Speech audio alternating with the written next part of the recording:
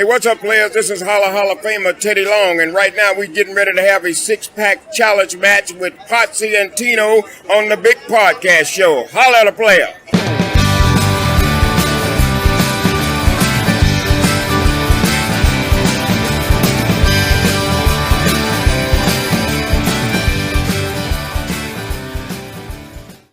Ladies and gentlemen, boys and girls, children of all ages, the Pots and Pans Network brings you its tag team champions of the world. That's right, Tino Gray, the Road Dog, the badass Rob Potsy Podcheck.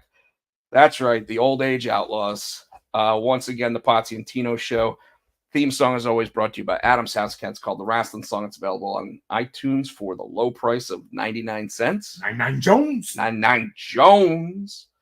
And we apologize for being a little bit late. I was just giving Tino some of the skinny on the stuff that I probably won't talk about on the show, for fear that it could have ramifications in any of those things we were talking about. So anyway, Tino, we always start the show with a little something called "What's Up with You." Not a whole lot. I wasn't here last week because I had no power, no electricity. So I was kind of like, Rob goes, "You could be like the Blair Witch." I'm like, "No, I don't want to do that." Well, so, I was even just a little surprised you didn't show up in the chat or anything just to sit there and say hi. So pissed. Yeah, I can imagine. And so trying to figure out, like, we had the windows up so it wouldn't get hot in the house. I'm like, oh my God. But it ended up being okay. And on top of that, and I'd gone to Hickory that weekend. That was fun. Had a good time. Came back. We are getting work done in the backyard because you've been to my house. So yeah, you were talking a little bit about it 2 weeks ago. Yeah, so now they went through Monday and they cleared out all the trees and they got all the stumps and they got the fence down. So now we could have mud wrestling in my backyard. My backyard looks terrible. That's unfortunately like what happens when they do stuff like that. Yeah, it looks so terrible. I'm like, and I know it's gonna look good when they're done, but that process of it now is just like, I don't like it. Yeah, it's in that really bad stage right now. But other than that, I can't complain. Doing pretty good. Your job hiring? Possibly. You getting a job doing what you do? We'll see. My mom had her surgery for the aneurysm thing that Friday, and that went well. And she was back up, and when they said that she may have a headache for like 3 to 5 days, she didn't. She's like, fine, it's all right. I'm like, okay, Mom. Well, they relieve pressure, right? Yeah. Yeah. Well, the aneurysm, they put the dome up so it would stop, feeding to the aneurysm. And then we had to have the conversation. There's a urinary tire. She got this house, like, Mom, we might have to. I'm not gonna put you in a home, but we're gonna get you like a smaller apartment. Right? And she's got this house, and she's renting this house, and it's so much money. We're just get her a smaller place, and she's like, ooh.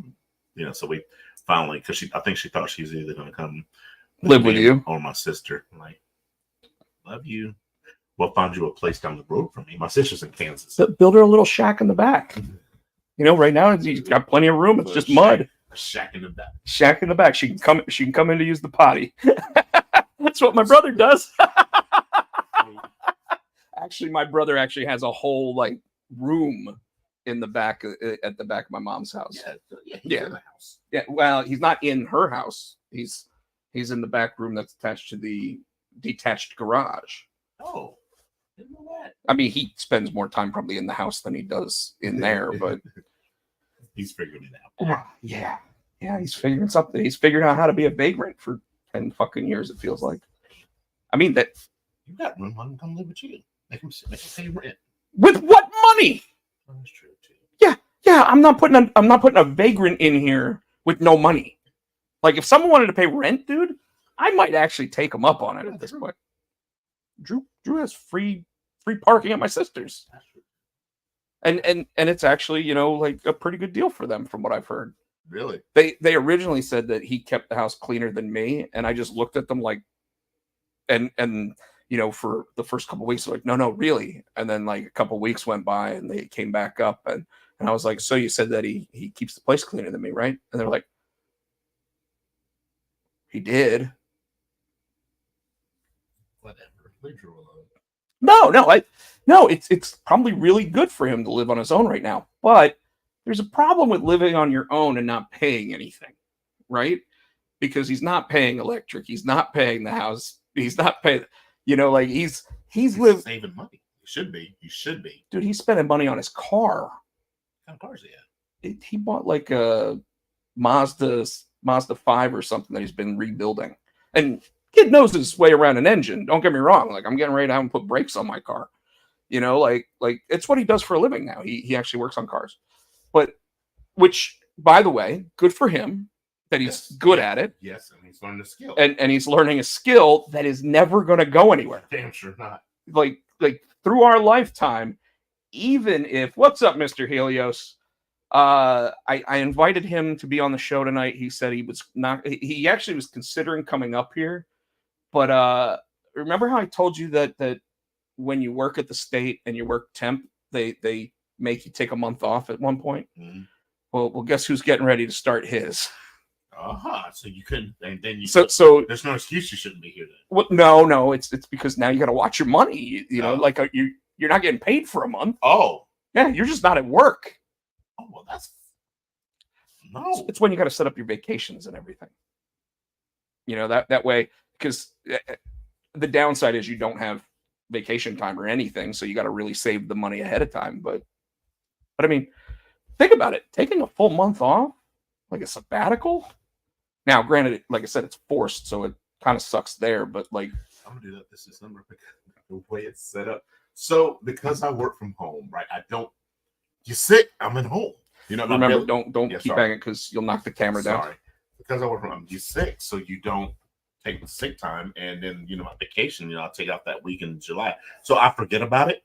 And then at the end of the year, because you only roll over 40 hours, and the rest you use it or lose it.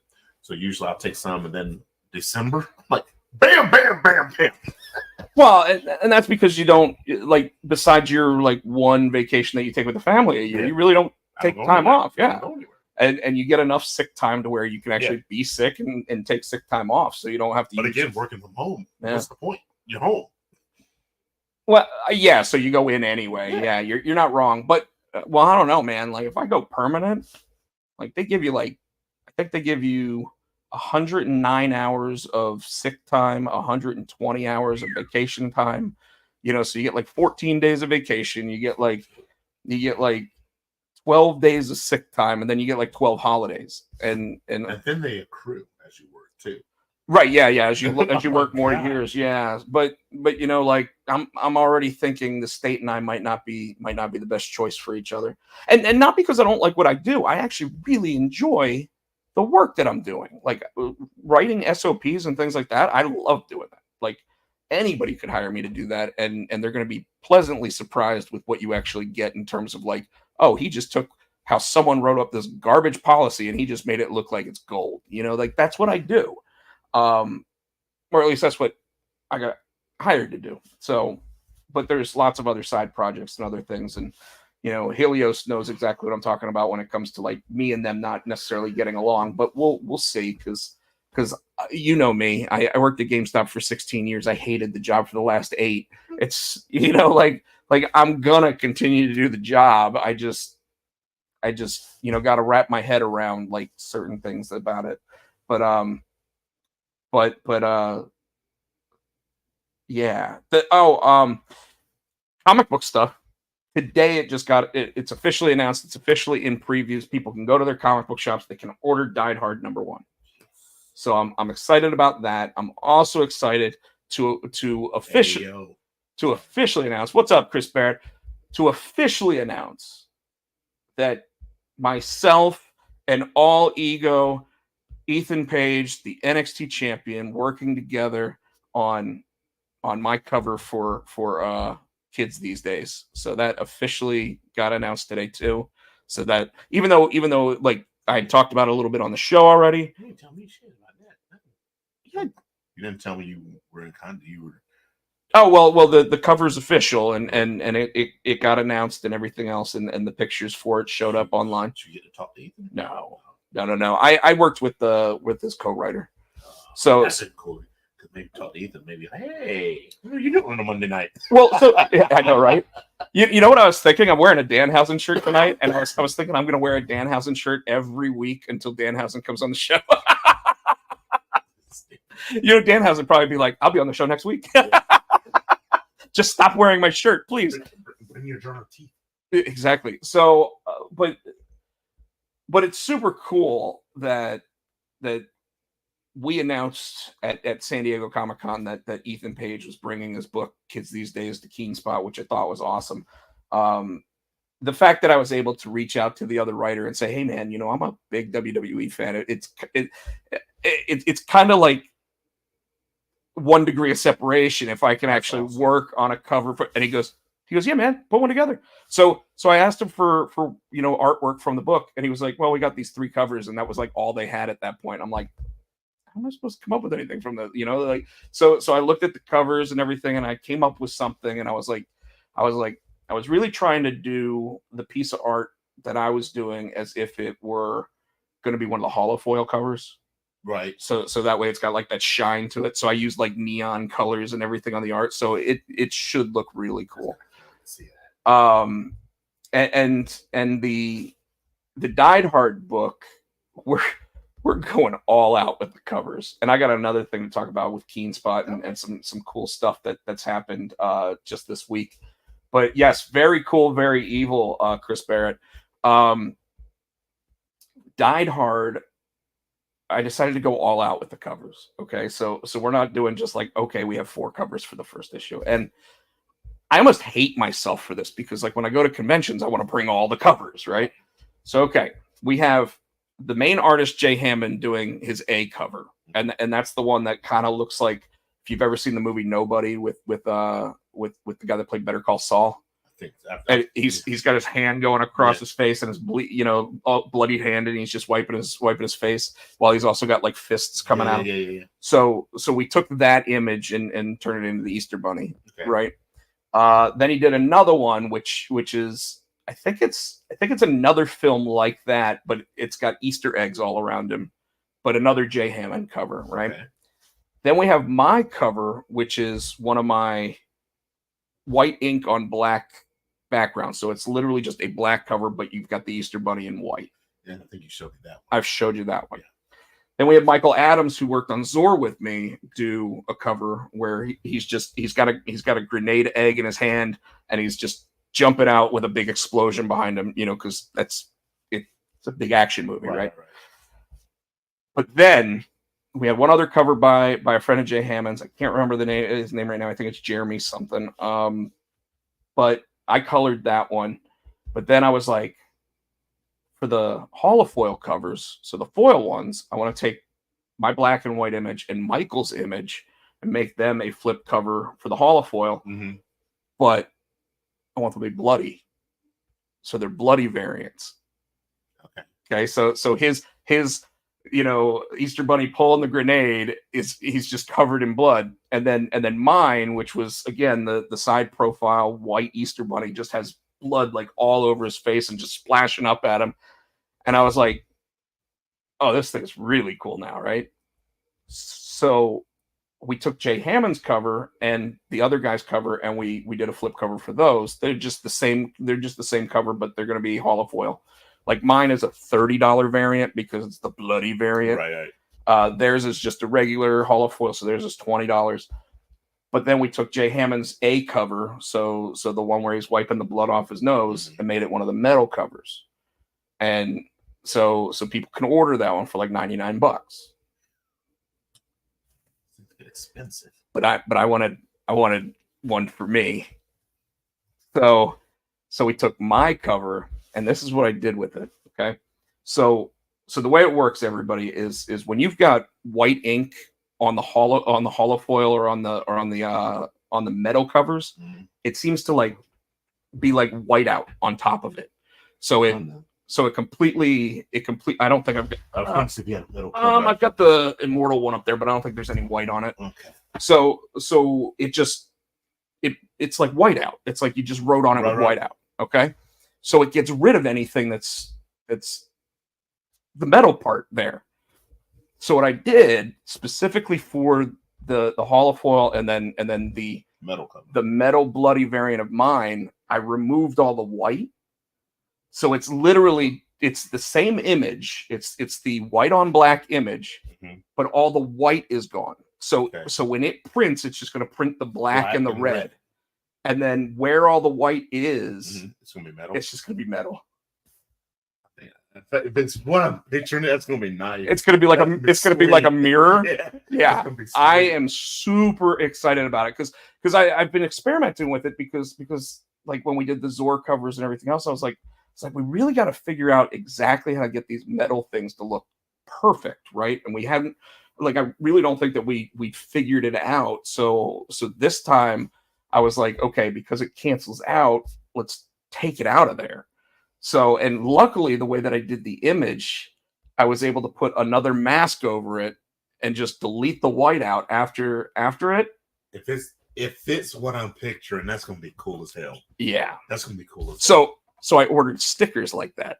So I got stickers coming, and it's the bloody variant, but I removed all the white so that way it shows up on the sticker as holographic. Okay. So I'll know what the comic cover will look like long before I actually get it because I've ordered these stickers now. So I'm super excited about that. That's awesome. The Kids These Days cover though, I can't stress enough how cool this is because when you've got someone like Ethan Page and you've got him in such a high profile role right now as the NXT champion, like I don't know how much he's going to be able to promote the book or anything. I know he did something for us at San Diego, but we're hoping that just his name recognition and everything else will drive sales of the book, which also for me means driving the sales of my cover, which I'm kind of excited about. Speaking of that, I had talked about Mark Spears Monsters, showed off the cover to you. Like there's a couple of the covers up there. Book came out last week, came out on Wednesday. It did amazing. It is sold out at distribution, which means the 13,000 units we printed. The only way to get them is at your local comic shops at this point. Nice. So they've all been shipped out to the comic shops. We're going back to print. We're doing a second printing of it. Mark's super excited about it because now all those shops that were like, we don't know if we're going to sell a lot of the book are sitting there coming to us and saying, can we get a special cover? Can we do this? Can we? And we're like, well, because what we've noticed is that all these people that are wanting the special covers and all the stores that already gotten those special covers, so like Alan at Ultimate Comics in Raleigh, he put it for sale for $20. That's a $6 book, but he only has so many of those copies. Now, granted, people are going to mark them up, and the reason why they're going to mark them up is because they are paying a little bit of a premium to get them, but we cut a good deal, right? But they want to sit there and go, okay, well, let's say we have to order 300 copies. Well, we expect 50 of them are going to be damaged, right? So you really only have 250 to sell. And when I say damaged, just because comic fans are finicky like everybody else. If you got a little ding in the corner, they're sitting there going, "Oh no, I don't want that one." Really? Like Bane from sorry, I'm watching Kite Man downstairs right now. I need to start watching. Is that any good? It's what you'd expect. Okay, because Harley Quinn, yeah, it's good. It's fun. It's fun. I don't think it's as good as Harley Quinn, but like they definitely trickle in the other characters. Yeah, but they had like Lance Reddick playing Lex Luthor in it, and unfortunately he passed away, so he's not even going to be able to do it if they do more seasons of it. And normally they just go with like Giancarlo Esposito after that. So no, they do. I'm serious. Like he's played Lex Luthor on Harley Quinn. But yeah, so these people like they always want to try to do what's best for their comic fans. So they sit there and they go, okay, well, these we don't think we can really sell, so we're going to get rid of those. Then these are the top ones, so we're going to send those off to get graded so that we get the best possible grade. Then these are the ones that we sell to just people, on our websites or walking in the door or whatever the case might be. Once went to the comic shop and had the shop owner tell me that I couldn't buy a copy of a book because it was damaged. It wasn't. And so this is something that actually does happen. Really? Yes. And what Chris Barrett's talking about is like, it's like the commercial where you saw the person always put the last Rice Krispie treat back in the box so that way one person thinks they're buying the last Rice Krispie treat. Same thing. It's supply and demand. Sometimes the comic book companies will sit there and say, hey, we'll accept damages back on all the books and refund your money on them. So what they do is they buy really big on it, and then they send 3/4 of the copies back, claiming damages, and all they have to do is rip the cover off and send the covers back in. So yes, there is a lot of that goes on. And the reason why they do that is because when you have so my metal cover, by the way, you have to order 75 copies of Died Hard to get one metal cover. That's mine.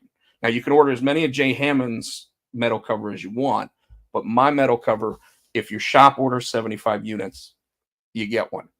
So I think we did it that way because we wanted to see if the book would actually sell that many, because we advertised it in Mark Spears Monsters. Mm-hmm. So we had a full page ad in the book because Mark was like, hey, thanks for bringing the book here. Go ahead and advertise whatever you want. And I was like, Died Hard's getting advertised in this book. So but with that, like if a shop orders a copy of that, they order 75 books. Think about what they're spending on them. Let's say it's a $5 book and you're spending, like, as a comic shop, you're ordering for $2 a piece. That's already at least $150 that you're putting into it to get one copy of that one, right? Right. So what you do is you make your supply and demand lower. So you order more so that you get the incentives, or you order the more expensive ones. But then, like, your regular ones, if you can send them back because they're damaged, then you send them back. You know what I mean? Mm-hmm. So comic shops do shit like this all the time. And Barrett's actually saying he's claiming it was damaged, and they weren't. I don't care if it's damaged or not. And Chris, I'm the same way. Like I go into my comic shop and I know that my books all have like a nick in the corner or whatever. And it's not like they try to give me that copy, like, hell, they know that I work in the industry. They want to take care of me as well as they can, like I walk in and say, hey, Potsy, it's almost like cheers, and I haven't been in there in like 3 weeks because of the whole, like, my credit card getting stolen, whatever. So Should have figured that out. it got refunded to me today, actually. So Should have figured out what happened, where it happened. No. So I got my new card and I've got a brand new pin for it and whatever. So shouldn't happen again. Shouldn't, but again, like, that shit just apparently happens. But yeah, so the Mark Spears Monsters, like, we're going back to print. We've got it for order for the second printing on September 30th. Right now we're trying to face the next Monday. We're trying, like, that's how quickly we decided we're going back to print. It'll be different covers, so it won't be the same covers that we used. Mm-hmm. In fact, we're going to do a special Halloween cover because it'll be out middle of October. So, but it's still drawn by Mark, painted by Mark, everything. So, I mean, like once again, he's completely behind the project, doing it all himself.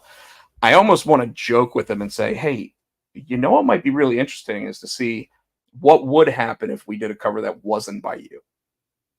Like, let's say I do a Frankenstein cover or something, and then we just see how it sells, considering it'll be the only one of your books that doesn't have a cover by you.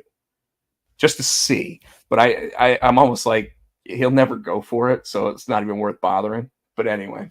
But no, the fact that the book's already going back to print, on top of that, if you go to coverprice.com, which is covrprice.com, his Bridezilla Bride of Frankenstein cover was the number one sought after cover last week out of all comic books. Wow. And it wasn't an incentive. Like, you could buy that one for regular price, but it's going for like $20 online now. Yeah. So it's got me really thinking I need to put some money aside and get them to do an Immortal cover for me. I mean, come on, they put them on a wire shelf. Yeah. My comic shop does not put them on wire shelves, so I don't have to worry about that, and I buy all mine bagged and boarded already. But that's just because they charge you $0.25 for a bag and board, but they would charge you even more for the bags and boards if you actually buy them separately. So it's cheaper to just buy the 25-cent one already on the comics. And then half my comics end up in the bathroom anyway. So yeah. and then down at the end of the steps. Dude, there's like 2 boxes, like maybe even 4 boxes worth just sitting there at this point. I've read all of them. I was about to say you can read them. I've read all of them. So, but yeah, so that's what's been going on with me. I got to finish the edits on Die Hard #1 this week. I got my trivia games Tuesday and Wednesday like usual. Notre Dame football's actually been winning, but they look terrible. So like I might need another cardiovascular like thing going on here. Don't do that. But no, things have been okay. And my buddy Dom was in town this week. Hadn't seen him since last year when he was on the show the one time. We hung out, did a couple, went out to Ruckus a couple times, and then he went and did his own thing. He got to see his daughter while he was down here. He's contemplating wanting to move back down. I'm contemplating wanting to move out of this place. Like just to somewhere brand new. Yeah, absolutely. I'd have to find like gainful employment before I did, but so like you want like another townhouse or a house? Oh, I'm not even thinking that far ahead. I'm just like thinking moving out of North Carolina. Oh yeah. I almost just want like a brand new fresh start somewhere. Fill like a 40-foot truck with the entire house and just move.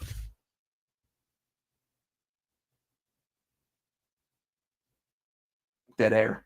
Anyways, it's probably not happening. You bastard. Like I've got family here. I've got the show here. My job is with the state, so it's not like I could really just get up and move to Oklahoma. You said, well, let's see how that goes. Yeah. Well, anyways, all right. So let's go ahead and jump into. Have a pay-per-view this weekend. What is it? It's the 5th, so it's not this weekend. It's next weekend. I remember that because we were like, it's actually like 5 weeks away instead of like the normal 3 weeks that they do. So we got next week that we actually have to go through that stuff. So why don't we go ahead and talk a little bit about Dynamite? I don't think I watched it. I was busy this week. The main thing I want to talk about Dynamite is Nigel. Nigel is I think this week last week he threw the challenge out and they were like, if Daniel Bryan can be, I think he's joining Moxley. I think Nigel? Yeah, I think he's going to take the William Regal spot. Why? It's just all lining up. It's all lining up. Like what is this Wednesday? This Wednesday is when the Vince McMahon documentary drops. Did you see that he posted something on Twitter about it? I didn't get to read it. I saw he posted. So I already said that'd be the perfect time for Shane to show up, right? Mm-hmm. Okay. Well, Moxley's supposed to be facing Darby Allin this week. Yep. Nigel, isn't he supposed to be facing Bryan Danielson this week? He's clear. Yeah. Right. So Danielson still hasn't gotten anything with the other guys, but he's supposed to have a match with Nigel McGuinness. There's got to be something there, man. Yeah. It just like, are the BCC going to come down and beat down Bryan Danielson so Nigel McGuinness wins the match? No, probably not. Could it be that the BCC comes down, they start beating the hell out of Nigel, and you finally get Bryan Danielson and Nigel McGuinness shaking hands? I don't know. That would put their 20-year feud to bed. So I could see it. Not saying it will happen, but saying I could see it. And guys, chime in the audience. Like I'd love to hear what you guys. Yeah, no one watched Dynamite. I watched this game. Yeah, I well, see, you're talking about stuff that they announced 2 weeks ago because you weren't on the show last week. But I mean, like last Wednesday, didn't they? No, they did. Was it 2 weeks ago? I thought it was last Wednesday. No, Nigel was 2 weeks ago. Yeah, yeah. Shit's running together. Exactly. You're not on the show for a week, and it's like, well, and unfortunately, like I said, I had Dom came into town Wednesday, and I had trivia, so I didn't get to turn it on and watch it. It's kind of sad. I know that there's a Saraya rules match this week where I guess it's Jamie Hayter versus Saraya, and the rules are you don't get to do anything unless you're Saraya or friends of Saraya. So this just sounds like everybody's going to turn on Saraya, if you ask me.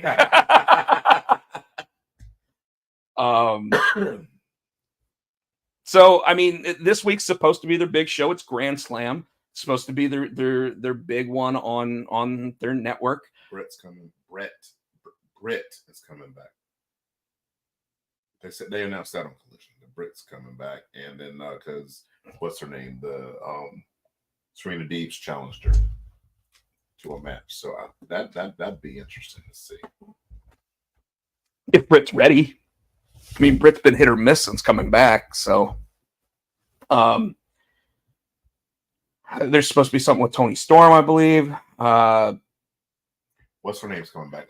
Jericho, Big Bill, and Brian Keith are supposed to be facing 3 people. Mariah May's what's that? The chick that she tagged with in oh yeah. She's supposed to be coming back Wednesday too. Okay.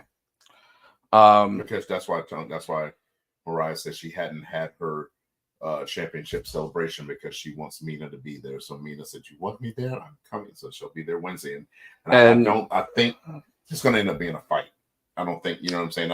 So whether one of them probably gets tossed into a cake, I'm sure it'll end up being Mina going after the title after the chick with the high voice, the other chick with the Japanese, one that she's been fighting her on Collision. You just shook the whole thing.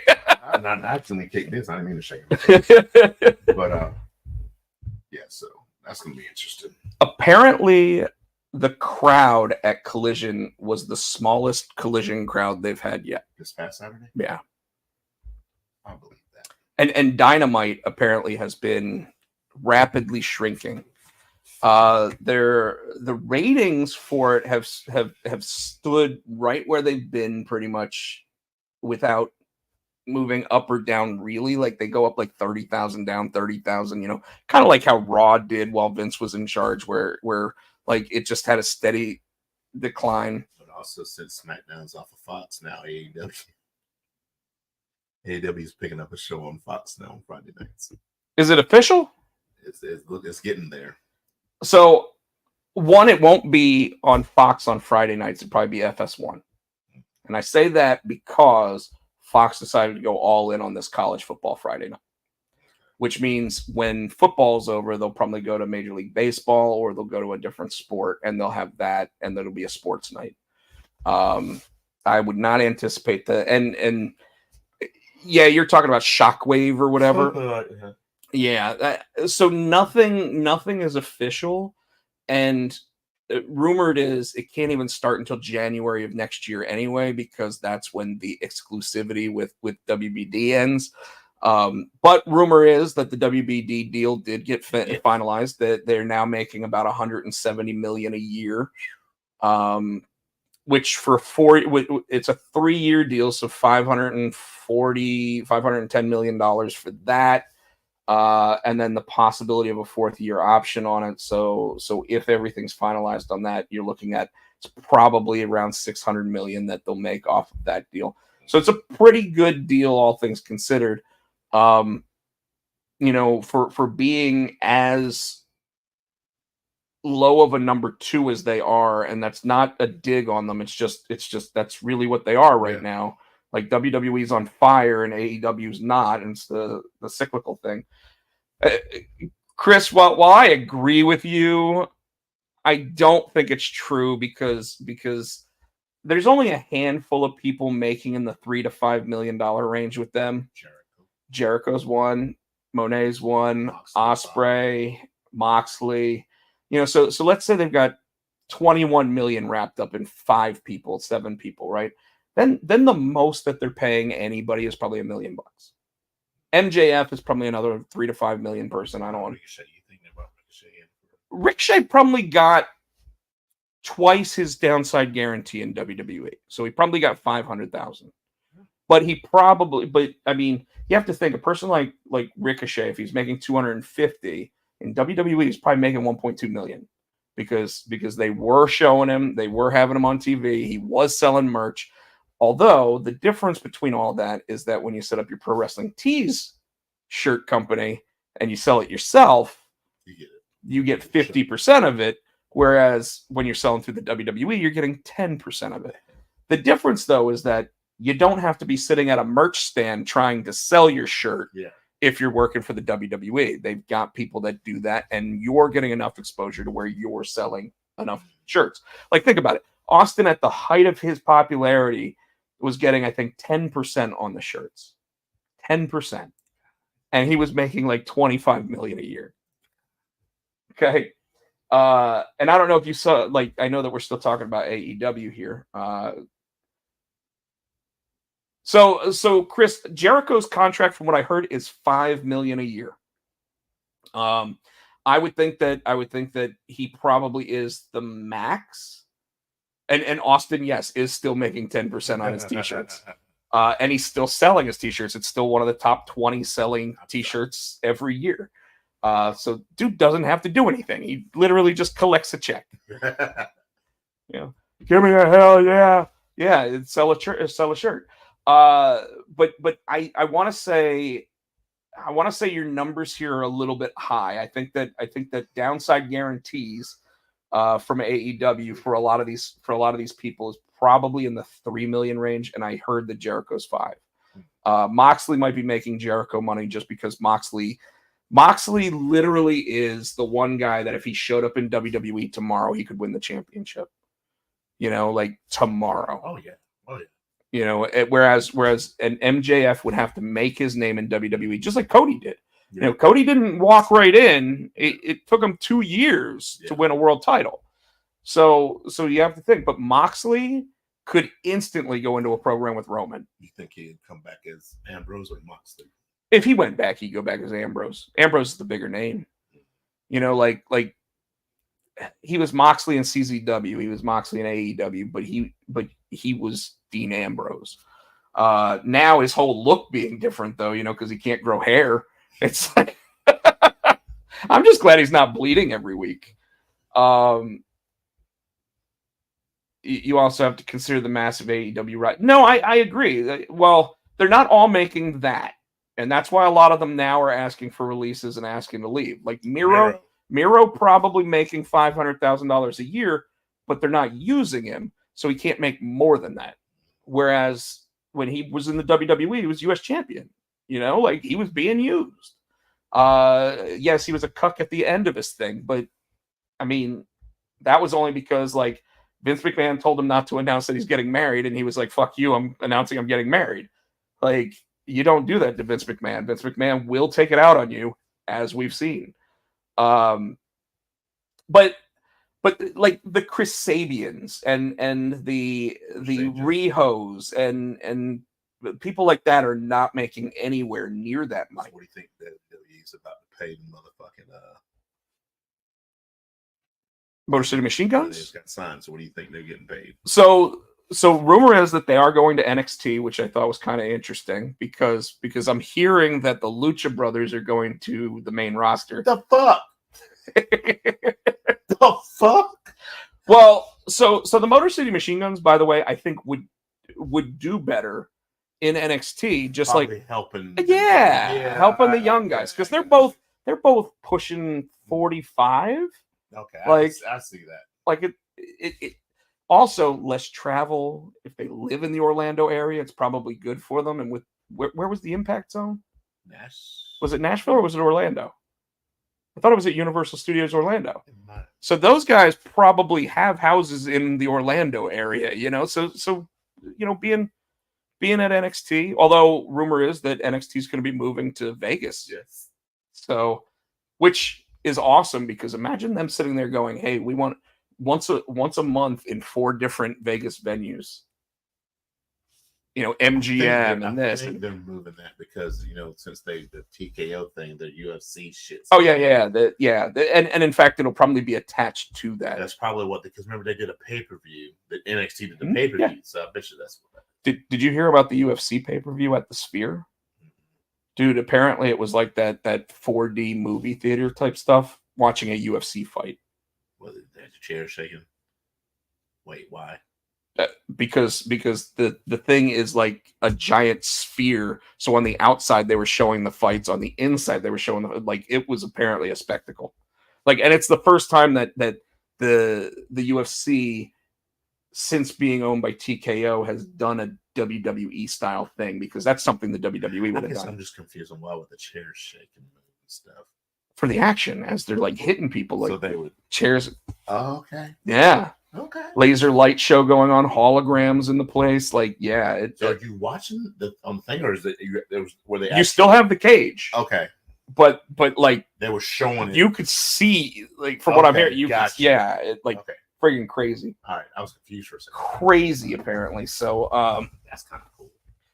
Yeah. So Motor City. Well, I mean, are we done talking AEW? Yeah. Okay. Although I guess we could still keep them in the conversation as we talk about like WWE stuff.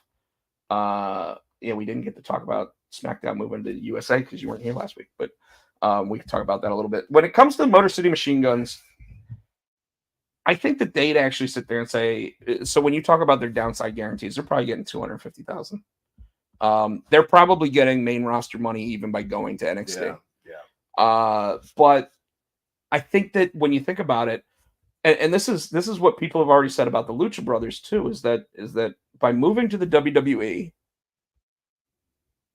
the Lucha Brothers schedule might be tougher because they're traveling 4 days a week, whereas with AEW you only do 1 or 2 shows. But it's going to be a softer style. Like, so those 2 guys who have been pretty injury prone based on the craziness that they do. How's it a softer style? They don't do as many of the flippy flop things that get people hurt. And I would say that when they do them, they're practiced a lot more. I was about to say, you still got luchadors like Andrade and the LWO and all those people. All right, my point here. How about this? How about when you watch the LWO wrestle and they send that dude flying? That's fucking awesome. It's fucking incredible. Like, how did Reggie not do that? I don't know. Like you would have thought Reggie would have been the one doing that with his Cirque du Soleil shit. That shit is awesome to do that. But when they do that, he always lands on 2 guys. So he's always landing in a safer manner. Whereas, like when you're in AEW, half the time those guys do that flip and don't hit anybody. Yes. Yeah, swing and a miss. So, but I would think that this means a softer schedule for the Motor City Machine Guns. I would think that the Lucha Brothers, the merchandising alone, and they own their names. Trying to think. So when you put the Motor City Machine Guns in right now, and obviously they're going to be, helping to enhance the talent. The team would put them up against first. I'd be interested to see that.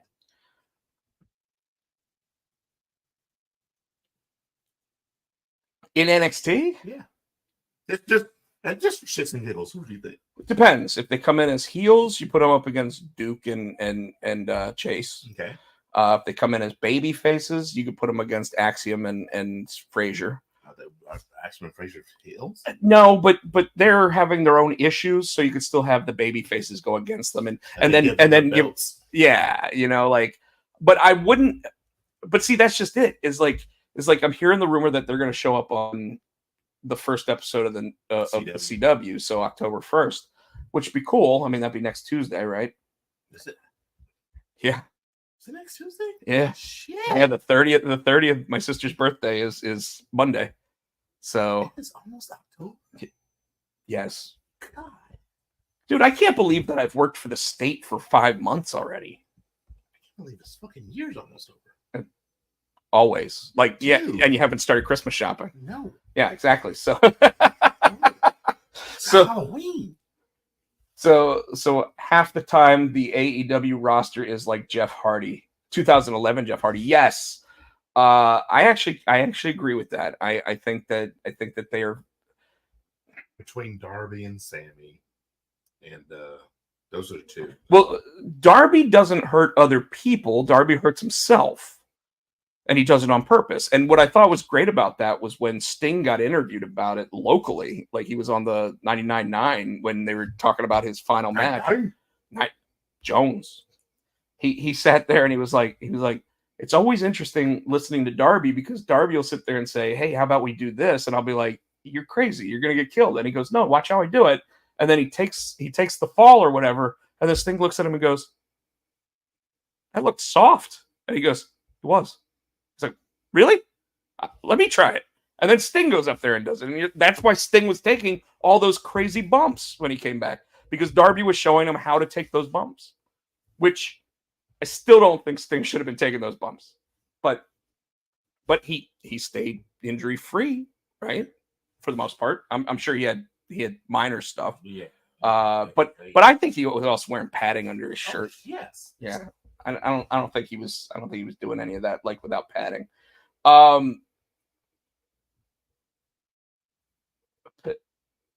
Pilled out and red. Oh yeah, when you're talking about Jeff Hardy, unfortunately. Do you think we'll see the Hardys finish their career in WWE? Do you think we'll see them as part of the WWE roster doing it, or as part of the TNA roster doing it? TNA? Wait. They're in Impact right now. TNA. I think they're gonna hit WWE. See, I could see them actually getting a match in WWE as members of the TNA roster and retiring that way.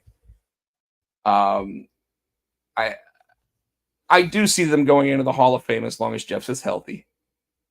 Yeah.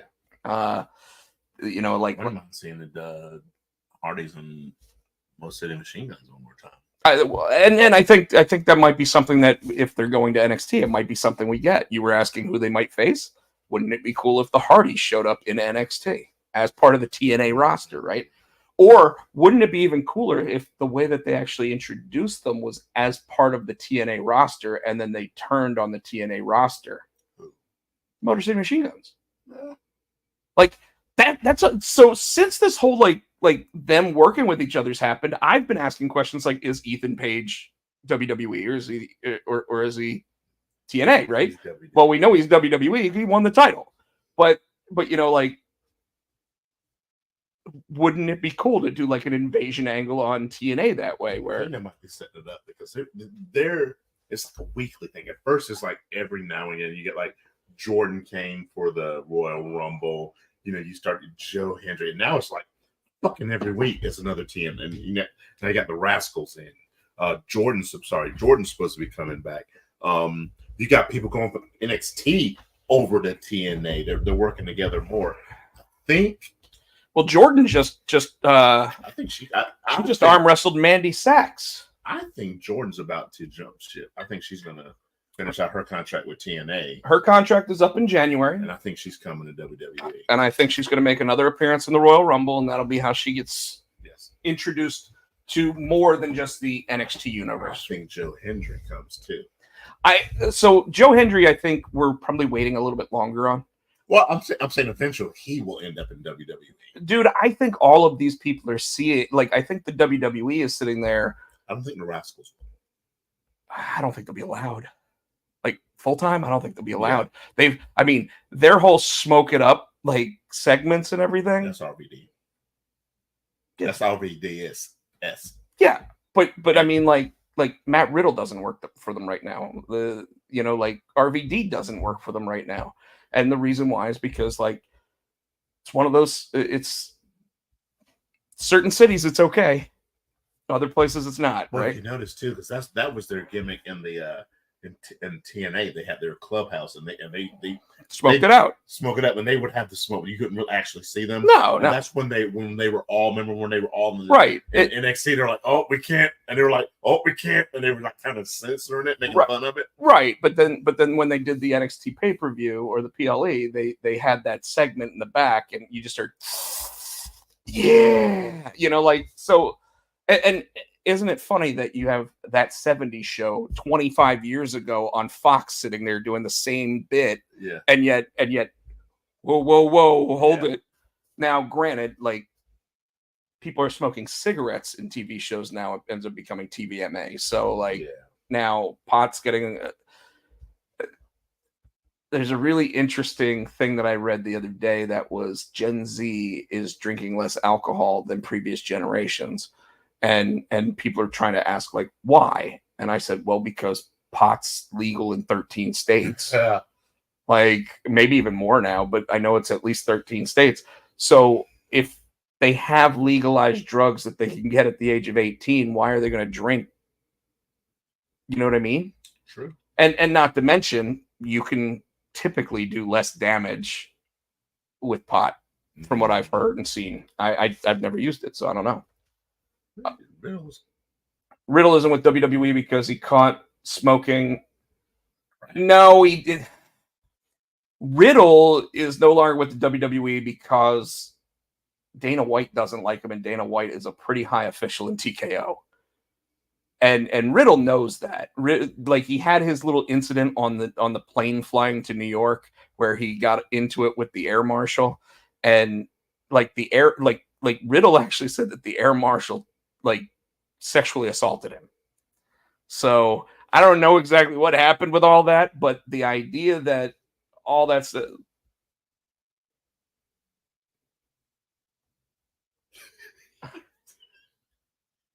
why did you put that up?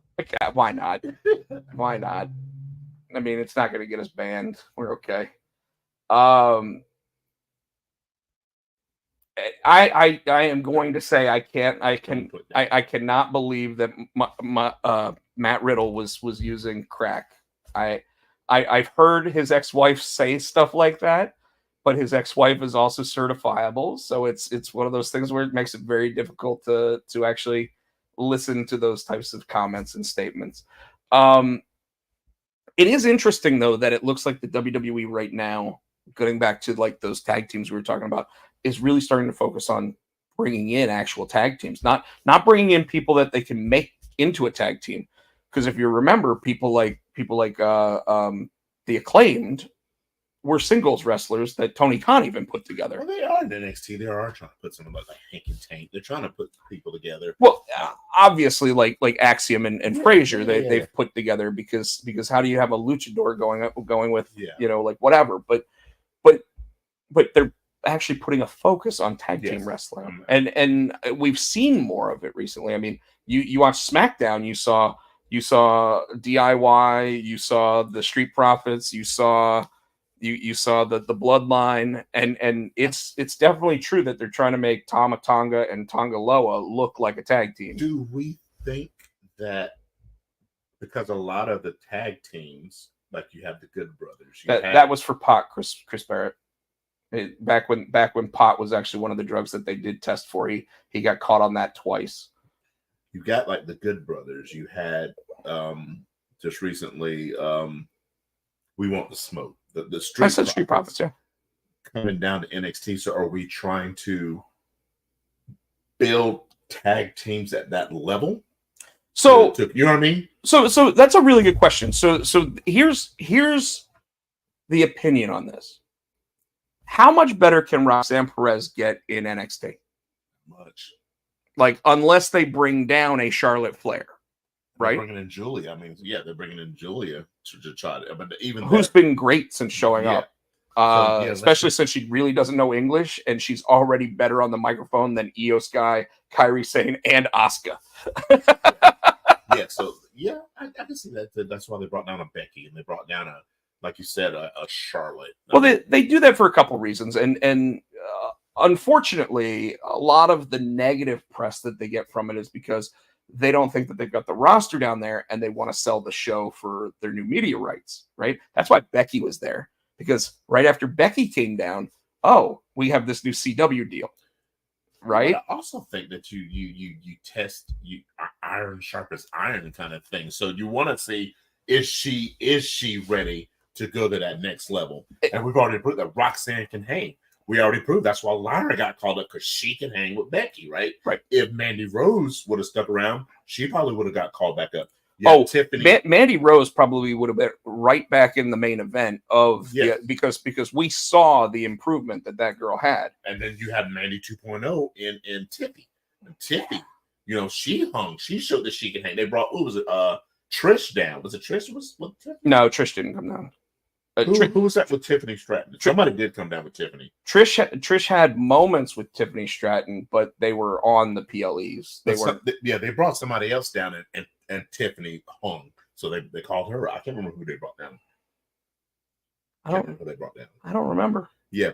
But yeah, but totally. Like I said, so you bring down those down just to test them. Well, it's like so there's some projects that have different feels to them. Like Apollo. When Apollo went back down, it was to rebuild Apollo.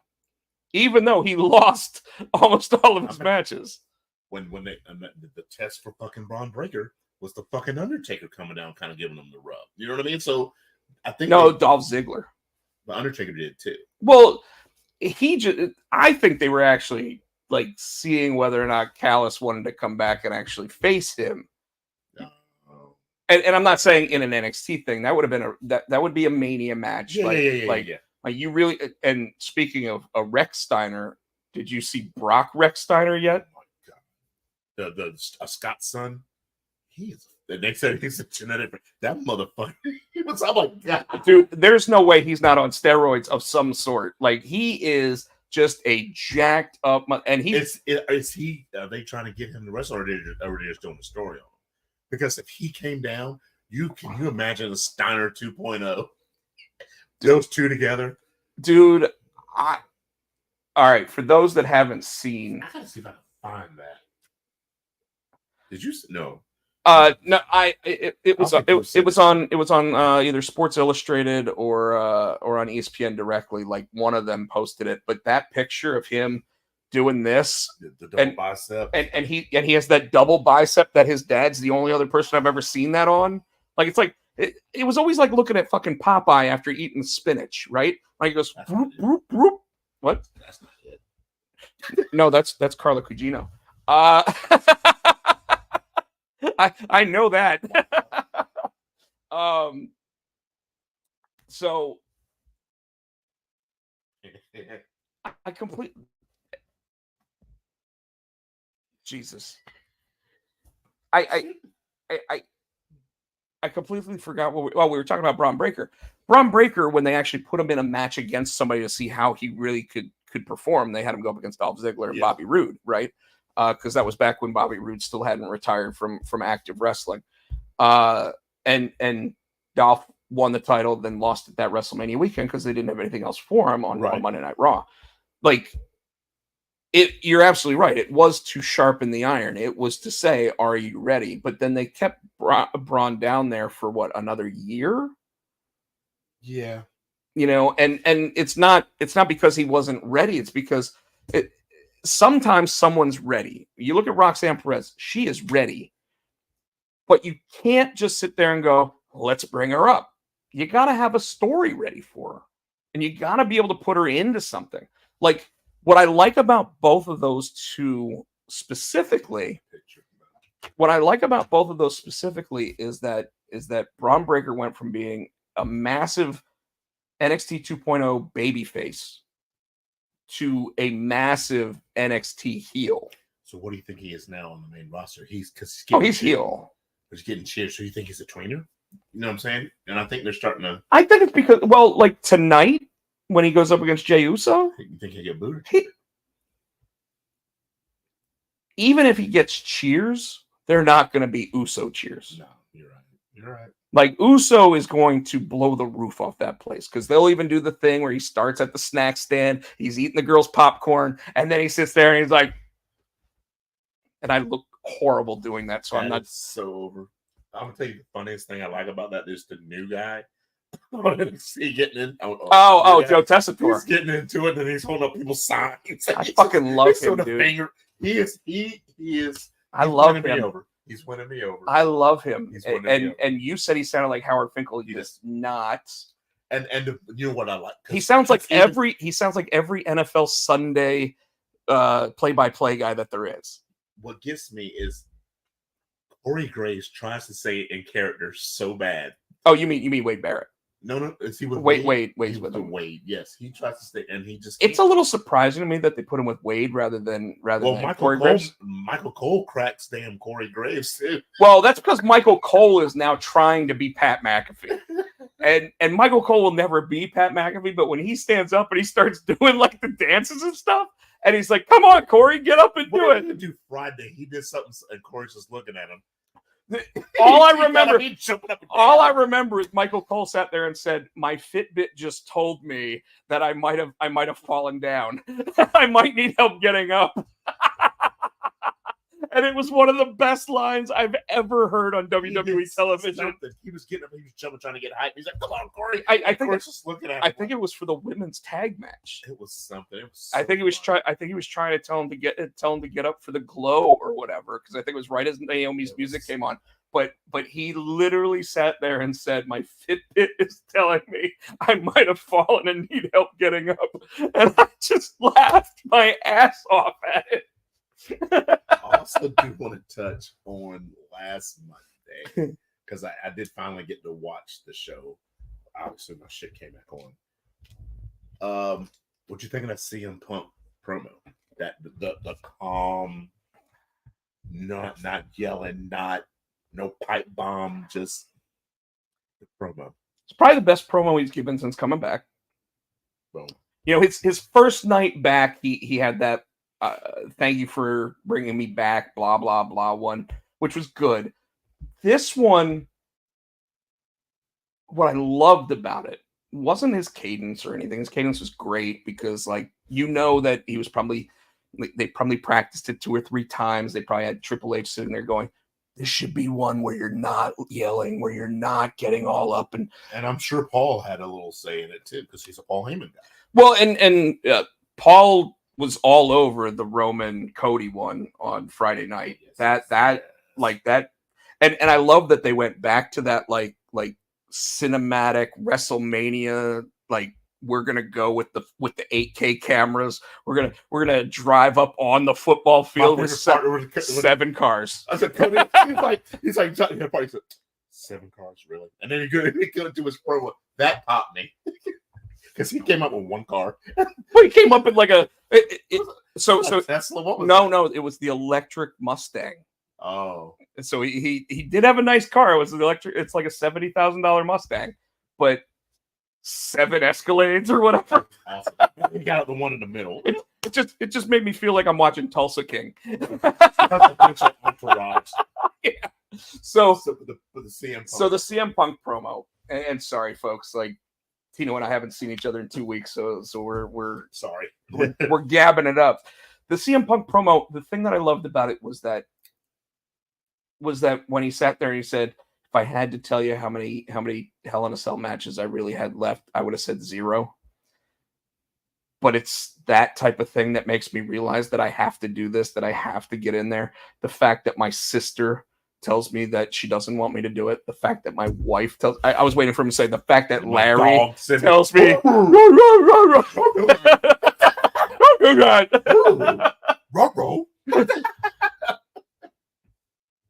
Chris Barrett just put up Mustang E with a throw-up face. I'd rather have that than that ugly Tesla truck thing. Oh, God. Anyway. Yeah, the doorstop truck. Yeah, so the fact that he explained all the reasons why he shouldn't do this. It's the reason why he's going to lose his cage match, because they also said Drew has never won a Hell in a Cell match. Well, if you remember, when Punk was doing all of his interviews and everything at like WrestleMania, when he was out with the bad elbow and everything, he or tricep, he was sitting there saying, because people were like, "Oh, you know, it'd be great as if you and Drew had like a Hell in a Cell or a Last Man Standing." He goes, "I don't want any of that. I just want wrestling matches." Like, and then it became, "I want a strap match." And this one, the other part, this really shows where USA's becoming okay with some of this stuff, because they know they're going to have to allow it come January, right? Because Netflix is going to allow it. So USA is going to have to jump on board. And that's, "I'm going to make you bleed. I'm going to hurt you. And you better kill me because I'm trying to kill you." And that's not a promo you get away with saying a Not year in this ago. day and age, no. You like so this isn't going to be something where Drew just gets a little blood. Oh no. I'm not saying it's going to be the Crimson Mask, but it's going to have to bleed for a while. And I don't remember. It's going to be the Crimson Mask. It's got to be. It should be. But when was the last time you saw it? I think they're both going to bleed. I think. Well. Okay. Punk will bleed. A true cage match. Well, Hell in a Cell match. When I say cage, I don't think the old with the blue bars. I'm thinking cage like the Hell in a Cell. Cage, sure. Where they can. You're locked in. And no, I'm talking about the cage where they take your head. It's like a cheese grater. A true. You're gonna bleed. Yeah, but this is Hell in a Cell. You've got 8 feet around the ring, and you can get weapons. And can I tell you what I'd like to see during this? I'd like to see the referee get really hurt, so they have to lift the cage, and it becomes all over the arena. Doesn't have to be the referee. The camera guy, or Drew or CM Punk hurts the others so bad they're like trying to get somebody in there to check on them, and when that cage comes up, I can see it being Drew playing it like and they raise that cage. So as they raise that cage, he goes to CM Punk's ass. The only thing I don't like about doing that with the wrestlers is we all you mean throw Punk through the cage? Mm-hmm. Calling his I just so the reason why I don't want to be in one of the wrestlers and them going, oh, we've got to get because when a wrestler goes down with an injury, that's when that happens and it stops the match.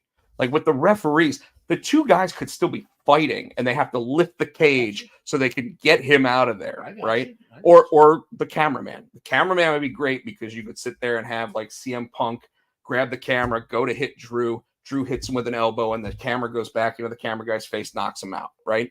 And then you just have $1 million camera laying on the ground for the rest of the match, whatever. But I could see something like that. And it's so far the theatrics with this feud have been so over the top. Mm-hmm. Like think about how when CM Punk cost Drew the Money in the Bank, mm-hmm. or think about when he cost Drew again against mm-hmm. Damian Priest when he slid into the ring and the only way that you knew that it was CM Punk was wearing his Chicago colored sneakers. You know, like and you only remember that because I actually said it to you. Yeah. But you know, like Helios just said, I still say the best faction called. Oh yeah, so he wants to do one called Braun.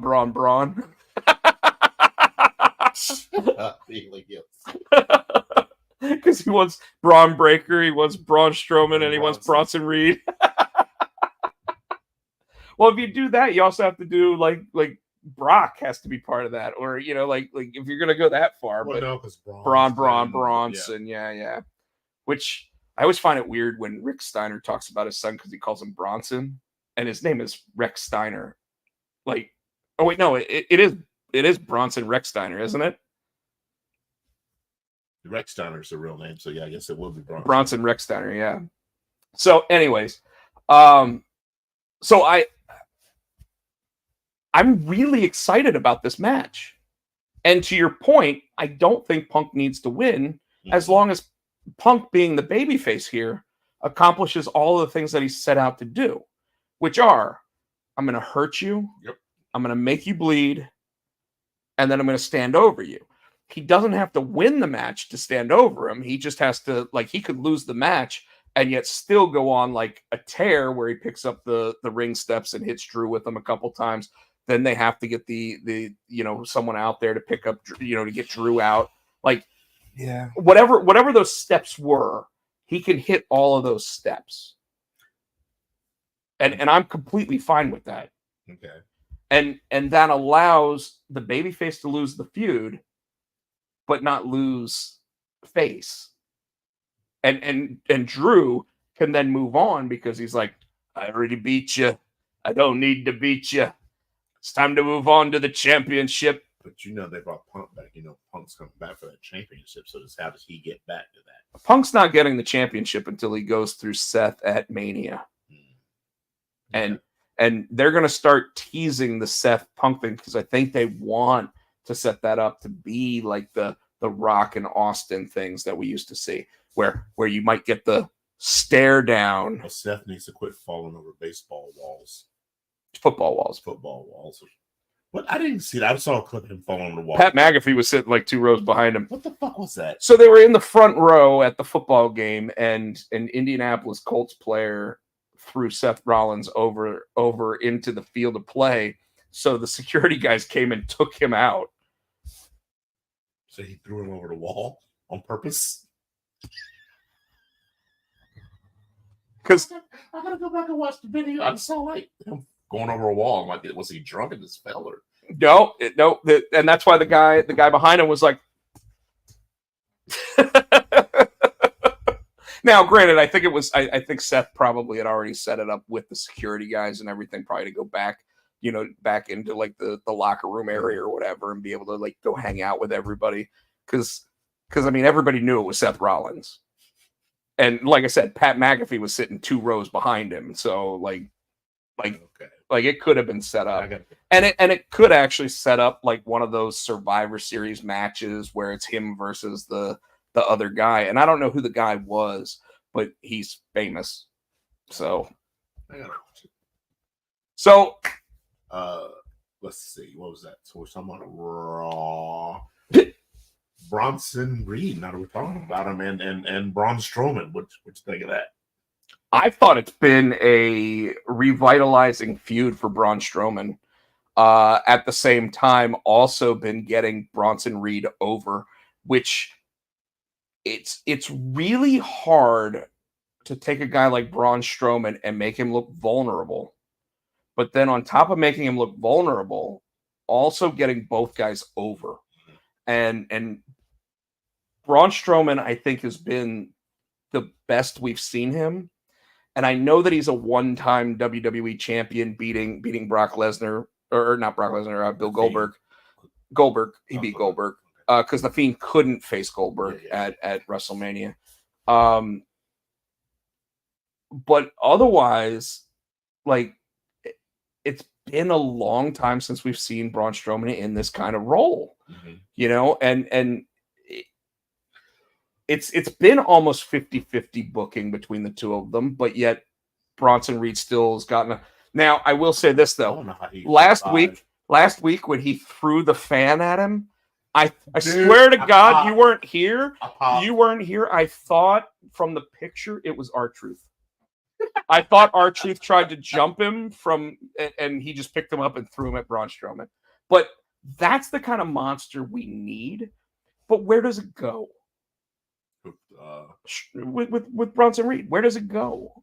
Like, I know it's going to lead to a Seth Rollins feud, but is he going to go over in the Seth Rollins feud?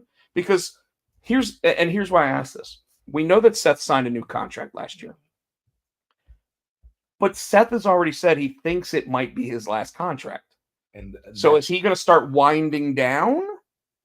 And I think it'll go back and forth. I think because Bronson's the new kid on the block, he's gonna go over. He's gonna push him, because I think Bronson can go for a world title later on. I'm not saying anytime soon. I think that the WWE has to get back to the point of, you can have one of the world titles be like a long-term world title, and right now it looks like it's Cody. But I could see some movement with the other one. Yep. I'm not saying hot potato. No. But yeah, have every 2 to 3 months. Yes. And then the other one every 8 or 9 months. This whole thing of Cody's the only champion that still has his belt after WrestleMania. At this point, all the other ones have changed hands. When did SummerSlam? Okay, don't throw one in at SummerSlam. So did Nia. Every single one. Did LA win it at SummerSlam? Yeah. And who's the Intercontinental? Intercontinental is Braun Breaker. Did he win it at SummerSlam? He beat Sami Zayn at SummerSlam. No, like 2 weeks later. Shit. Every single title. The tag team titles have even changed. Every single title. I didn't realize. Yeah, you're right. The only one that's still on somebody is Cody Rhodes. And I think they're holding it on Cody until all of a sudden you hear "if you smell." You think The Rock will come back and take that title? I don't necessarily think he'll take the title, but if you remember, he said he's going to take everything from him. You know who I want them to give that title? Be the one to take that title? You know who I want To take the title off of Cody? Yeah. And you probably won't even. Well, hold on. Because I've mentioned it before. It's got to be a SmackDown person. Mm-hmm. And one I said is fucking phenomenal, and he needs to have the title. And he AJ Styles? Well, he's phenomenal. Standout dude in the bloodline right now. Tom. Yeah. Jacob Fatu. I don't think. One, we haven't heard him talk, and you got to be able to talk in the WWE. You've heard him. You hadn't heard him do a promo, but my favorite part of him, he is sort of no. Friday when they came in and they were patting them all down, and he beat the shit. Anybody else want to pat down? I'm like, oh fuck. I think he can talk because I've heard him talk. I've seen his promos outside. Sure, yeah. So I think he can. I think right now that he's doing. Tamatonga's the only one that can't do shit. He's been doing because for a while Solo didn't talk, and he was a silent guy even in NXT. Well, he was the enforcer, yes. but he was also the street champ in NXT. But when he did his favorite thing was "I got next." That was the only thing he would always say in NXT. Yeah. So, but that was his role. Yeah. And that's why, like, everybody that sits there and says that they think Solo's not doing a great job in this new tribal chief role, I think he's doing great. He's doing great, but the werewolf South China. Absolutely, but if you look at it, for the longest time during the actual bloodline, so Roman, Jimmy, Jay, Solo, and Sammy outshined everybody, yes, but that's not even going to be my point here. With what Solo was doing to people, and they were cheering him over Roman for a while because they wanted him to stand up to Roman. Yeah, so it's the exact same thing. Yeah. But Solo, and I know they're two different people, but Solo isn't doing it like Roman was doing it, right? No. So, well, he doesn't have a wise man. Yeah, but I'm saying he was Solo. Okay, Roman was the crown jewel of that, and Solo was also, played his part and played. You look like you're playing with your Mattel action figures right now. Roman was the crown, and Solo was doing his job. I know right now Solo is supposed to be the crown, but I don't think he is supposed to be the crown. The star of that group. Well, in my opinion, no, you're right. Yeah, and it's not your opinion. Everybody says yes, but I don't think that's really what Solo's role is. I think he's that false king. So who do you think you think the Rock's the real king? Yeah. And it'll be interesting because I think that the way they bring the Rock back is they try to bring him back as the baby face, and then he turns and he goes, "I'm the final boss, bitch." Turns on who? Roman. Also, he comes back with Roman, and then he turns on him. Okay. Yeah, like when they sit there and they go War Games. Okay, we get Jimmy, we get Roman, we get Jay, so we got our three main guys, right? They probably get Cody in there instead of like a Sammy, even though Sammy would. I think they're trying to build up. What do we still? What's November? Do we still got? Well, they're finally going to get Kevin Owens to turn on Cody. Yeah, but the other Fox too did. They've been. Oh, Zilla. Well, Zilla apparently. I heard this week that Zilla might sign with AEW, but Hikulea is like the 7-foot tall one. Yeah. That is supposedly signed to WWE and already on the NXT internal roster. So look at that's in NXT instead of bringing it to. Well, but where did they just put the bloodline? You think I thought it was a one-off. I think they're going to have a match on the October 1st night. Against who? Against the champs. The tag champs? Yeah. Or against all of them. It's the bloodline. They don't give a fuck. They'll go like just listen to Tama Tonga. What's wrong with him? What the fuck is wrong with him? I don't know, but you know what I think it is? I think they're trying to do the Gold Dust Tourette's thing with them. Because this week he sat there and he's like and he said something and then he instantly went to a different word phrase and I was like, they're trying to show him with Tourette's. I just think he's fucking crazy. But anyway, so yeah, I don't. But that's why I think on like the October 1st, Tama Tonga also As bitch at the end of his promos. I don't think he does. Oh, I think Chris Barrett's just trying to say that he's like every female promo that we ever hear in AEW. Bitch. Anyways, so he did also say I still think Bronson Reed and Strowman should either. What? Neither of them should be in NXT or fired at this point. Now, unless you're trying to say that you make it a stipulation, and you know what? I want to talk about that. The SmackDown match, the women's tag team match. I was kind of hoping that Tiffy would lose so she could go to Raw. You know what I don't like about that entire thing is that they keep saying Tiffany can go up against that champion as anytime she wants, but they specifically said against Nia. They did not reiterate that she can show up on Raw at a moment's notice. And you know when you do that? See, that's what I was thinking though. So if we know that Rhea is getting ready to go, Rhea's going to take that belt back from Liv. So do we say that Tiffy goes and cashes in and beats Rhea? You know what I mean? It's one of those situations where I don't think Rhea necessarily needs the belt. I'd love to see Rhea move on to the Zoe Stark, Shayna Baszler group and everything else. So that she can actually act like the badass she is. So right now, going up against Liv Morgan, we all know that Rhea Ripley can beat Liv Morgan. But can she beat Shayna Baszler on a regular basis? If they want to push Shayna Baszler to be a badass again. Like me, if I were Shayna Baszler at some point, I would just turn on the other two women and just beat the shit out of both of them and be like, it's time for the Queen of Spades to come back. I don't know though, because what's her name is literally she was a UFC in UFC 2 or something like that. She's a legit badass. Not Zoe, the other one. Remember Sonya Deville? She used to put your hair up and square up. Yeah, she used to be in MMA too. Huh. Yeah, but she wasn't Shayna Baszler. You're talking about the second longest reigning NXT Women's Champion of all time. But you got to, again, just like they water Shayna down, I think they water Sonya down too. I think if they let them do what they do. Well, I think the difference there though is pretty simple, Tino.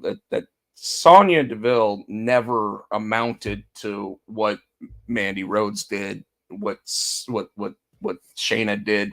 You know, like so even coming from that kind of background, she didn't ever have the same sauce. Mm-hmm. And I think that's why she became the authority figure, because she was a better talker than she was a wrestler.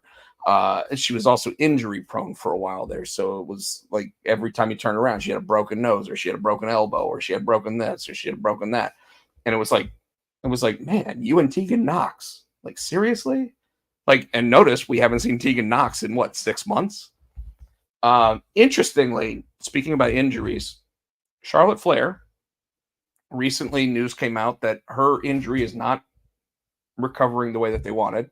Mm. So they don't think she's any closer to returning. How long has she been out? She's been out since someone might have to help us here. Chris Barrett just said the lesbians. I saw that. Well, you remember me sitting there, you know, Lima, Echo. Anyways. Though it's not necessarily wrong. Sorry. But yeah, her injury, Becky Lynch has been out since she didn't re-sign her contract. Like, think about that. Your two biggest names in women's wrestling, and you could say Mercedes Moné all you want, but two biggest names in women's wrestling are Charlotte Flair and Becky Lynch, and neither one of them are wrestling right now. And WWE's women's divisions are not skipping a beat. Like that tag team match was fun to watch this Friday night. Hell yeah. Like, and I was a little surprised because I always thought Naomi was a little bit rough in the ring. Obviously, Nia Jax is always rough in the ring, but like all that, the way it all went down, and the fact that Nia's the one that got pinned was the best. Because what if Tiffy looked at her and said, "Nia, shouldn't you leave SmackDown?" But my thing is too. Now they're going to have. I thought they were going to do a 3-way, but now they're going to do. I think it's still going to end up a 3-way. I think Tiffy's going to come down and she's going to get she's going to get involved with it. It might even be a 4-way. But what I didn't like was Nick Aldis sitting there going, "There can be only one." Now it's not Highlander. Mm. You can have more than one. You can have a triple threat match. The fact that they both pinned her, that should have been a triple threat match. Unless the referee said, "I only saw this one," right? So the fact that they didn't do that, I was a little shocked. Like the fact that Nick Aldis actually said, "Well, there can be only one." No, Nick Aldis, you can have two opponents. Yeah. You know, ever since ECW was a thing, you can do that. So he says that's their actual name. No, it is not. Anyway. The weekday isn't working for me. What's he talking about? What's the weekday? I don't know.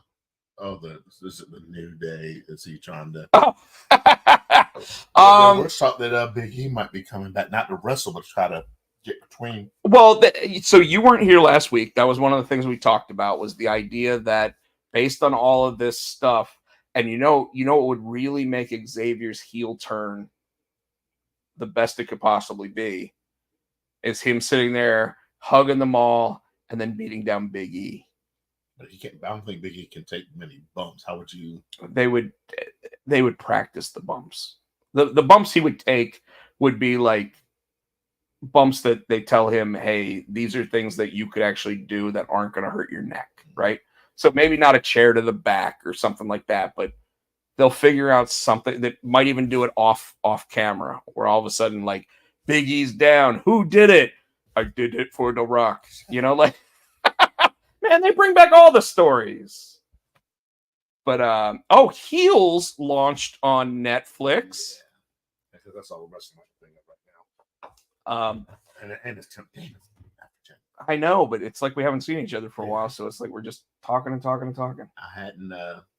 I'm debating on whether I'm gonna go back and watch it again. I think I might. Oh, I'm definitely gonna watch it again. But before we talk about that, like anything else, Kevin Owens had to find himself 2 tag teams to tag with this week. What do you like? And then he got saved by Cody Rhodes, gave him a hug at the end, but then grabbed that chair. Oh, it's a heel tease. He's gonna turn. Well, what was it? Just me, or did it give you like NXT vibes, where like, you know, when you'd see that little SmackDown thing show up in the corner, that's when you know they're gonna hit each other. Yeah, I did wait. You didn't turn it off. Yeah. I waited. Now, last week I talked about something, and I don't know if you noticed it, Tino. Since these season premieres, so SmackDown specifically, I like the new design. At the end of the episode, though, did you notice it shows who the executive producers are? Yes. Like they're actually showing it like a real TV show. Like you're almost waiting for the Larry David. But they're only doing it on SmackDown. They're not doing it on. They're not doing it on Raw or NXT. I think they did. I think they did it on Raw. I don't know if they did it on NXT, but I think they did it on Raw. I have to look tonight or tomorrow when I watch it. I'll look and see. And I personally love Joe Tessitore. Like, yeah, I know he's been great. Michael Cole has been excellent since his return to SmackDown. But I do think that Wade Barrett and Michael Cole would be a better SmackDown team because Corey Graves also can do play-by-play. So he would be better to actually put with Joe Tessitore. We'll wait and see. I think, because Well, rumor is when they go back to Netflix, Michael Cole's moving back over to Raw, and Joe Tessitore will move over to SmackDown. okay. So, and part of that I also think is because Joe Tessitore can be used for Monday Night Football, so he might not be able to do Monday Night Raw all the time. Anything else from the shows? Other than CM Punk's going to be the guest referee for the Trick Williams and Ethan Page match, and he pretty much said, "I'm gonna let you fight. There's no hold bars." Pretty much is what he said. He said, "Matter of fact, we ain't gotta wait. You can start right now. You step back, they're whooping their ass." I also like that the women actually got in his face and everything else, and Roxanne was saying that she was really happy to see him come back, and then she just like turned on him. So, I've been more of a fan of Drew. Yeah. And then AJ, she was more AJ. I'm like, oh. Well, I don't know if that's going to make AJ come back. I think AJ might come, even if it's a one-off. If they keep playing up this Cora Jade, Roxanne Perez being the kids of CM Punk, because they keep doing that, like they gave him a drawn napkin on his Instagram account that said "Happy 100th birthday," and then it also, like at the very top, it said,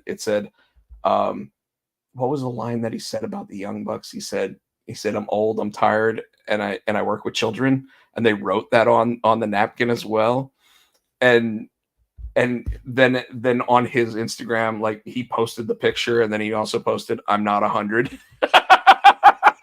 But I could see them sitting there playing this up to be a thing where if AJ wanted to, it would be the perfect bring up for Roxanne. Like, especially you bring her up like Royal Rumble to WrestleMania time, and then you get a WrestleMania match out of Roxanne, because AJ, if you're going to bring her back, you bring her back for the special occasion. You bring her back either for the Royal Rumble, so that way she has that moment, and having them have a stare down on the Royal Rumble. Set it up for WrestleMania. Well, you have Roxanne toss her out, right? Mm-hmm. Or you have AJ toss Roxanne out, and then AJ comes out the next night. She does the whole like, "Oh, thank you so much. It really brought back a lot of memories," and then all of a sudden she just gets clocked, and before you know it, you got a WrestleMania match. Like, that's how easy it is. Mm-hmm. How is it so hard for some of these storylines to actually take effect? But what I'm saying is that's how quickly you can do it. Like that. Like the fact that whoever caused Beth Phoenix's head to bleed as bad as it did in the Royal Rumble didn't have a WrestleMania match against her. It blows my mind. I don't think Beth realized her head was bleeding. Well, she didn't. She's actually already said that, like on the Chris Van Vliet interviews. So, all right, Tino. That's it. Oh, okay. Wednesday.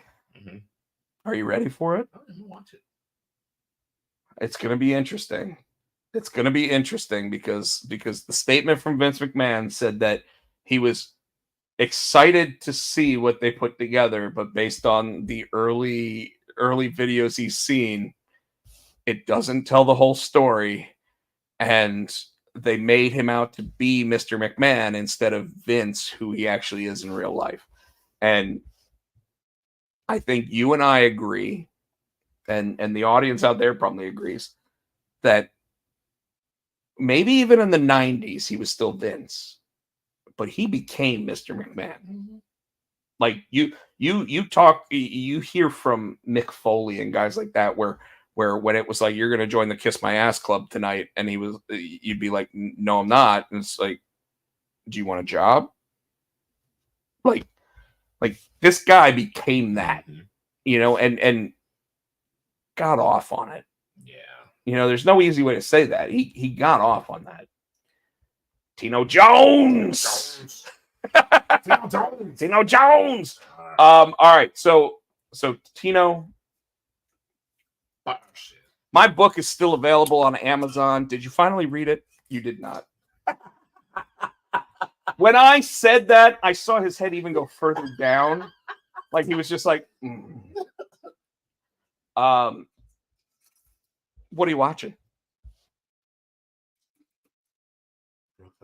9. I'm getting ready to start Shogun.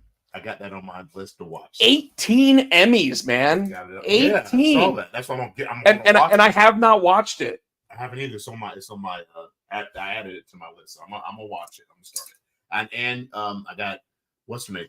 Agatha all along's coming back. Or not coming back. Two episodes already hit tomorrow. Oh, really? Tomorrow, new episode. Yeah, they did. So what they did is they're doing 2 episodes the first week, and then an episode every week until the last week, which is Halloween week. They drop 2 more.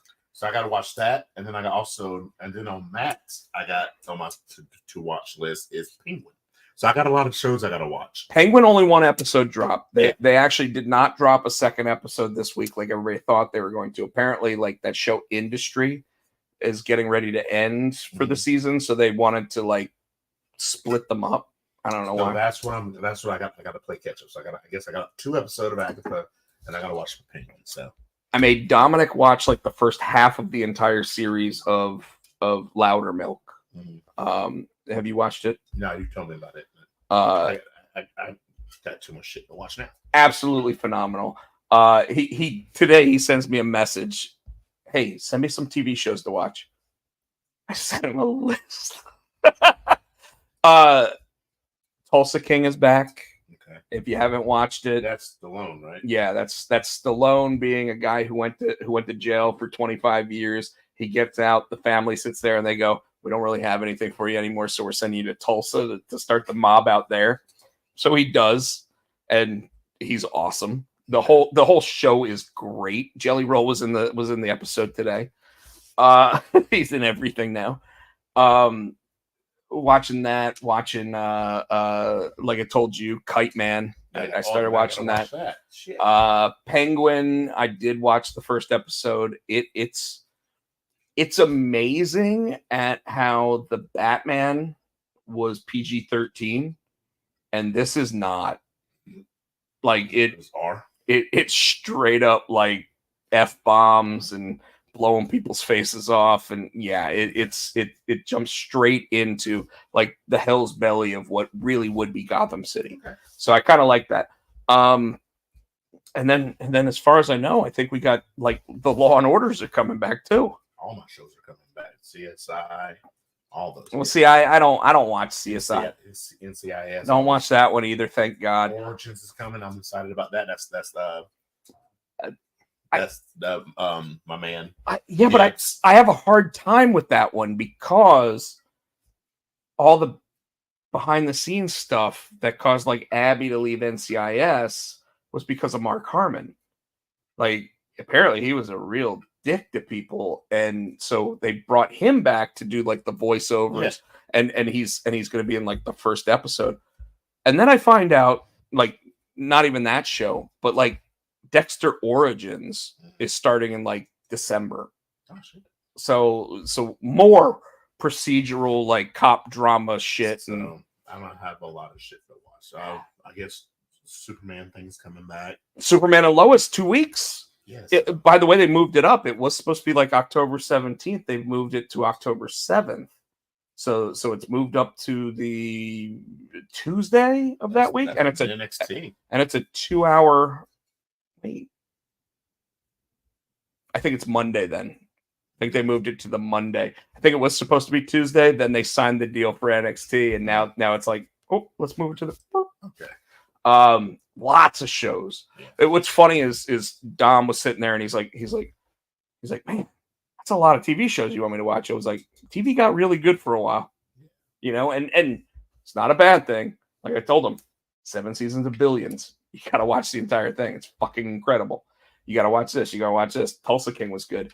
Mayor of Kingstown, also good. You know, all those Taylor Sheridan shows are actually really good for a guy that got fired off of Sons of Anarchy. So, I mean, like, what the hell, right? He's becoming Mr. MacMan.